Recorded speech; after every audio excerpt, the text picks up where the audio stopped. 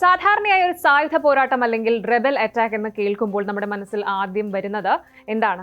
Bomb സ്ഫോടനങ്ങൾ, ചാവേർ ആക്രമണങ്ങൾ അല്ലെങ്കിൽ വലിയ തോതിലുള്ള എയർ സ്ട്രൈക്കുകളൊക്കെയാണ് അല്ലെ.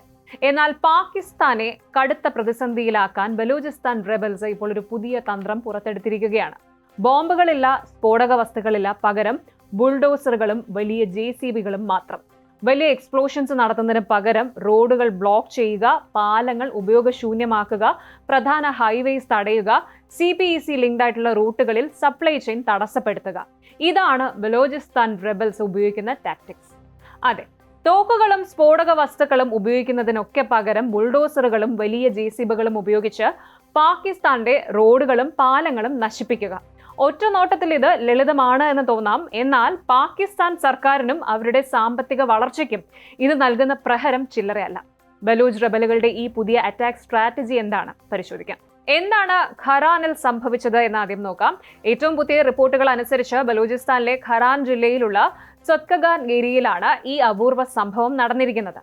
സെപ്പറേറ്റിസ്റ്റ് ഗ്രൂപ്പുകൾ ഒരു വലിയ പാലം തകർക്കാനും റോഡുകൾ ബ്ലോക്ക് ചെയ്യാനും ഉപയോഗിച്ചത് IED ബോംബുകളല്ല, പകരം അവർ അവിടെ എത്തിച്ച വലിയ ബുൾഡോസറുകളും ഹെവി മെഷീനറികളുമാണ്. ഖറാനെയും കറാച്ചിയെയും ബന്ധിപ്പിക്കുന്ന പ്രധാനപ്പെട്ട ട്രാൻസ്പോർട്ട് റൂട്ടുകളിൽ ഒന്നാണിത്. ഈ റോഡിലൂടെയാണ് ബലൂചിസ്ഥാനിലെ സമ്പുഷ്ടമായ മിനറൽസും മറ്റ് വിഭവങ്ങളും പാകിസ്ഥാന്റെ മറ്റ് ഭാഗങ്ങളിലേക്കും തുറമുഖങ്ങളിലേക്കും കൊണ്ടുപോകുന്നത്. റോഡും പാലവും തകർന്നതോടെ ഇവിടുത്തെ ഗതാഗതം പൂർണ്ണമായിട്ട് നിലച്ചു. എന്തുകൊണ്ട് ബോംബുകൾക്ക് പകരം ബുൾഡോസറുകൾ എന്ന് ചോദിച്ചാൽ ഇതൊരു ലോ കോസ്റ്റ് ഹൈ ഇമ്പാക്ട് സ്ട്രാറ്റജിയാണ്. അവരുടെ ലോജിക്ക് സിമ്പിളാണ്. ഒന്നാമതായിട്ട് സ്ഫോടക വസ്തുക്കളുടെ ഉപയോഗമില്ല. ഡ്രോൺ നിരീക്ഷണത്തിലോ അല്ലെങ്കിൽ സെക്യൂരിറ്റി ചെക്കുകളിലോ പെടാതെ മെഷീനറികൾ ഉപയോഗിച്ച് അടിസ്ഥാന സൗകര്യങ്ങൾ തകർത്താൽ ഡ്രോൺ അറ്റാക്കിനേക്കാൾ വലിയ കേടുപാടുകൾ വരുത്താൻ സാധിക്കും. ഇനി ലോജിസ്റ്റിക്സ് തടസ്സപ്പെടുത്തലാണ്.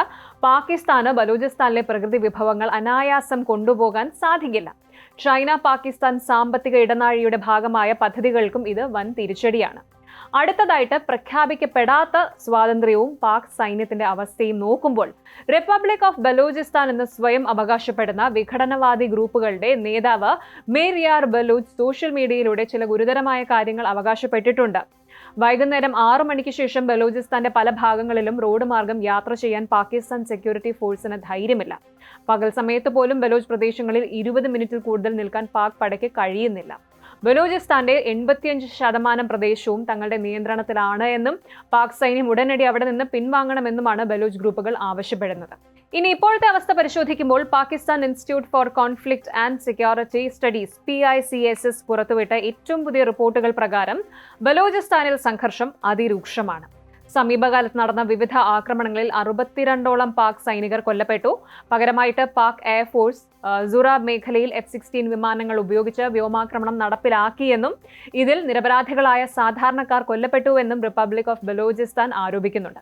ഇതുകൂടാതെ ചൈനീസ് പ്രൊജക്ടുകളെ ലക്ഷ്യമിട്ട് ബലൂച്ച് ലിബറേഷൻ ആർമി BLA നിരന്തരം ട്രക്കുകൾക്കും നിർമ്മാണ സാമഗ്രികൾക്കും തീയിടുകയും ചെയ്യുന്നുണ്ട്. ചുരുക്കത്തിൽ പറഞ്ഞാൽ തോക്കുകളും വെടിയുണ്ടകളും കൊണ്ട് മാത്രം യുദ്ധം ജയിക്കാൻ കഴിയില്ല എന്ന് തിരിച്ചറിഞ്ഞ ബലൂച്ച് വിഘടനവാദികൾ പാകിസ്ഥാന്റെ സാമ്പത്തിക ഞരമ്പുകളായ റോഡ് നെറ്റ്വർക്കുകൾ ഇല്ലാതാക്കുകയാണ്. ബോംബുകളില്ലാതെ, വലിയ ബഹളങ്ങളൊന്നുമില്ലാതെ പാകിസ്ഥാനെ സാമ്പത്തികമായിട്ട് പട്ടിണിക്കിടാൻ അവർ കണ്ടെത്തിയ ഈ ബുൾഡോസർ വാർഫെയർ ഏതുവരെ പോകും? പാക് സൈന്യത്തിന് ഇതിനെ പ്രതിരോധിക്കാൻ സാധിക്കുമോ? കണ്ടു തന്നെ അറിയണം. കൂടുതൽ വാർത്തകൾക്ക് News 18 Keralam YouTube channel subscribe ചെയ്യുക.